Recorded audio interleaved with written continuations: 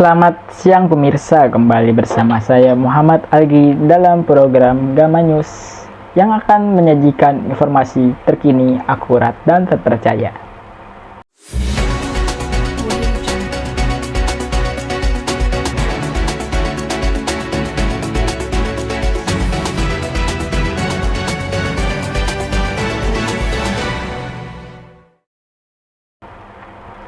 Berita utama hari ini, kasus perundungan kembali terjadi. Seorang siswa jadi korban bullying di sekolah.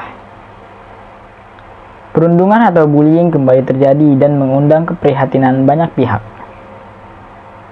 Seorang siswa berinisial A, pelajar kelas 11, di salah satu sekolah menengah kejuruan swasta di Kota Tangerang diduga menjadi korban perundungan oleh teman-teman sekelasnya. Dalam video yang beredar di media sosial, tampak korban didorong dan diolok-olok, bahkan ada tindakan kekerasan fisik yang terekam video. Video tersebut pun memicu reaksi keras dari warganet dan pemerhati pendidikan. Menurut keterangan dari pihak keluarga, korban mengalami trauma berat dan saat ini sedang menjalani pemulihan psikologis. Kita sudah terhubung langsung dengan teman saya di lokasi kejadian. Halo Mentari, bagaimana kondisi sekarang di lokasi tempat terjadinya kasus pembulian yang telah terjadi? Sekarang saya sudah berada di lokasi di mana tempat terjadinya kasus pembulian yang sedang menggempar di media sosial.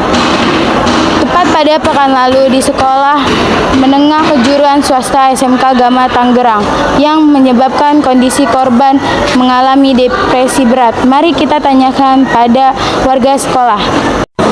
Saya sudah bersama narasumber di tempat terjadinya lokasi bullying.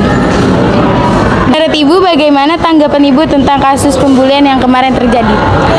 Untuk kasus pembulian yang kemarin terjadi, sebetulnya itu adalah konflik yang memang hanya pada saat itu saja. Dalam artian, bully di sini dia tidak secara terus-menerus, tetapi hanya pada konflik saja. Jadi belum diartikan ke dalam bully ya, belum diartikan dalam bully karena dia baru konflik. Kalau sudah dikatakan bully, itu kalau kejadiannya sudah terus-menerus dan kontinu dalam kurun waktu tertentu. Tapi untuk kasus kemarin itu sebetulnya belum termasuk kepada bully karena belum secara kontinu, tapi bisa digolongkan ke dalam konflik.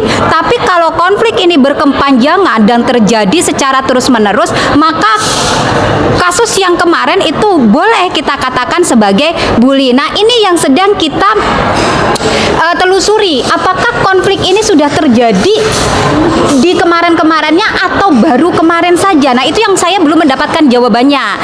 Kalau misalkan setelah kami telusuri konflik itu sudah terjadi dari kemarin-kemarinnya, maka kemarin itu, kasus kemarin itu bisa kami golongkan kepada bully seperti itu. Bagaimana cara mencegah kasus pembulian di sekolah? Untuk mencegah kasus pembulian di sekolah, sebetulnya yang pertama itu adalah kita harus menerapkan adab terlebih dahulu. Adab di sini dalam artian harus saling menghormati, harus saling menghargai, kemudian harus saling mengerti satu sama yang lainnya. Baik itu antara murid dengan murid, atau murid dengan guru, atau guru dengan guru sendiri. Seperti itu. Nanti kalau sudah tercipta adab, baru yang kedua, kita akan menciptakan rasa nyaman. Setelah adab, kita ciptakan rasa nyaman. Supaya apa? Supaya bully ini nantinya tidak akan terjadi kembali, dan lebih ininya supaya kita bisa mempererat silaturahmi, supaya kita bisa saling menghargai dan lebih mencintai terhadap sesama. Seperti itu sih. Bagaimana kondisi korban pasca terjadinya pembulian kemarin?